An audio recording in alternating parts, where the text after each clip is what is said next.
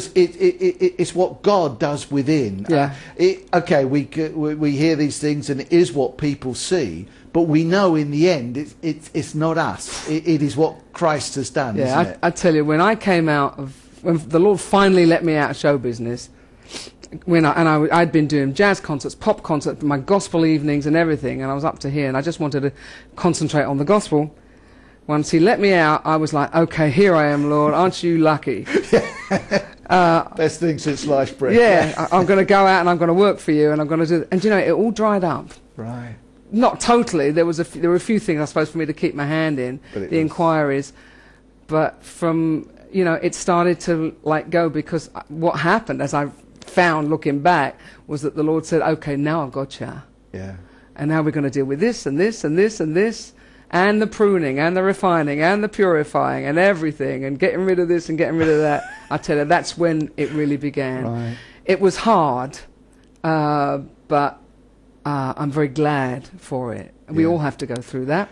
It is, because we can't be what we were, can we? No. It's a new life. It's a new beginning. I mean, I already thought that I was this different person, and I was, it wasn't quite like, God, aren't you lucky, sort of thing. But, it was like, what can I do? Yeah. But he's like, I know. You've got to be battered into shape, as Oswald Chambers says. And, and that's what's been going on. And so whatever is there is what he's done. I'm very thankful.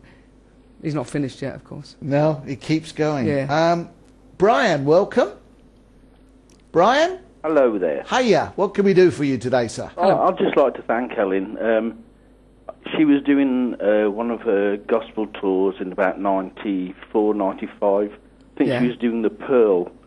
And she did a concert in Leicester. And I'd just become a believer.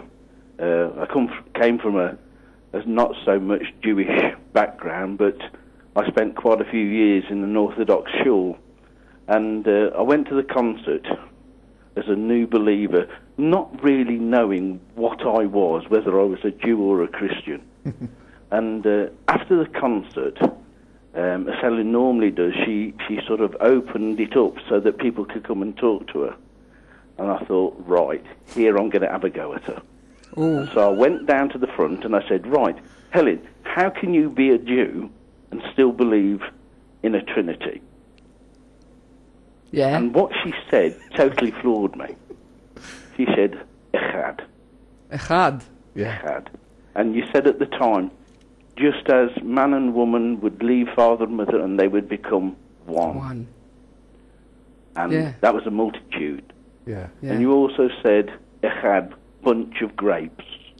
That's right. I would have said that. Yeah. And so we had a very short talk, and then she said, go and have a talk with Mosh Canton outside. With who? Mosh Canton. Oh, Mosh Canton. Yeah. And it was from that point when I fully perceived that I was really born again. Great. Praise God. Praise God. That's wonderful. That's very encouraging. Thanks for remembering. And not only that, but a few years later, my beloved Chris and I got married, and we had a Messianic wedding.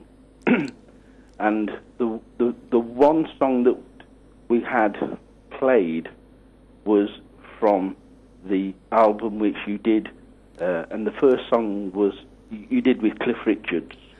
We Being Many. Being Many, yeah. A one body in Messiah. Yeah.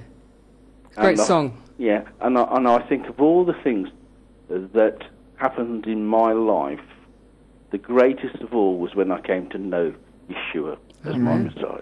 Of course, amen. And I'd just like, are you doing any more Messianic albums?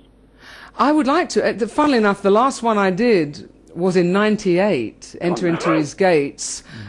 Since then, we put out a compilation of the 4 albums called the Gospel Collection. Right. But I've actually waited. I've been waiting on the Lord for that, because I did so much with the arm of flesh and just getting in there and having to go, because you can.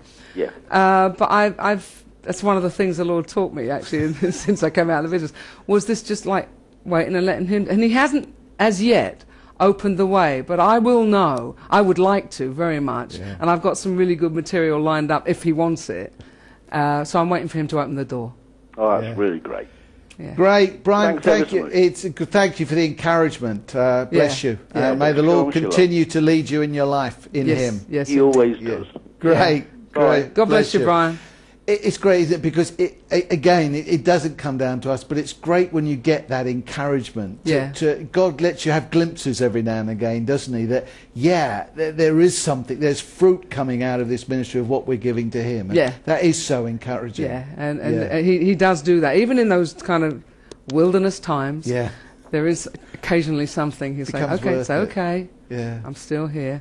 Keep coming." In these days, Helen, with the whole thing coming up of religious tolerance, is there a greater problem in reaching out to Jewish people? I mean, do you have opportunities, or is that pretty well dried up? I mean, obviously, when you go, you don't know who comes to your meetings and that, but from personal, or do you still have contacts and are able to communicate within them? I find that it's more and more difficult reaching out to anybody. This is not a specifically Jewish thing. This is the world. I do believe we're living in the end times. Yes. I believe that the New World Order is well in place and going strong. And I don't believe it's going to be so long before the Lord will come. But we don't have to get into that whole thing. but pre-trib, all that. Yeah, but we need to be ready. But whatever. most certainly we have to. I find it. Because now it's, well, that's your truth, right? And that's good for you. Whereas maybe before it was, go away, you're horrible. Now it's, hey, just build it, cool. But for the most part, it is difficult. I think I don't care who you are, and I don't care what your background is. People don't really want to know, and of course, because the whole world religion thing is coming up, and the whole mystery Babylon, and there's going to be this touchy-feely world religion. I think it is harder. I find it harder, getting up on a platform, preach the gospel, and people do show up. They come in hundreds, and it's great.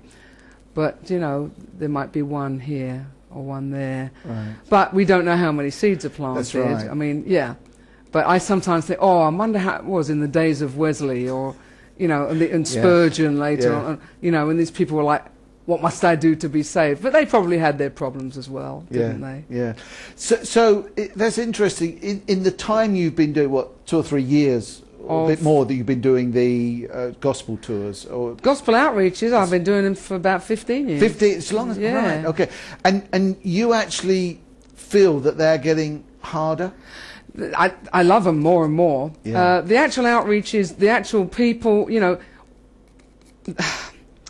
people come to me and with all kinds of different responses, and sometimes the response is, "That was really lovely. It was a lovely evening. I enjoyed that." And I've been talking about hell. I know.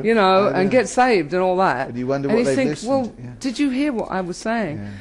And there is a thing over people these days that the enemy has done and is doing.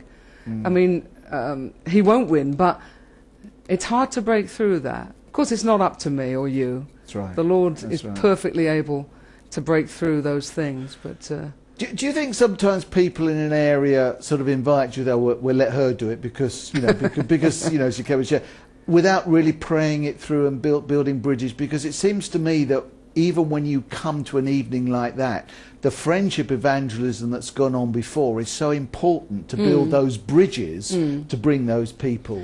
We find that for the most part, when we are invited to different churches or groups, that it is a vision that somebody's had and a burden, and they've shared it with their people, and they've caught it, and they want to go with it, and that the whole thing has been covered in prayer, and these people really want to reach out.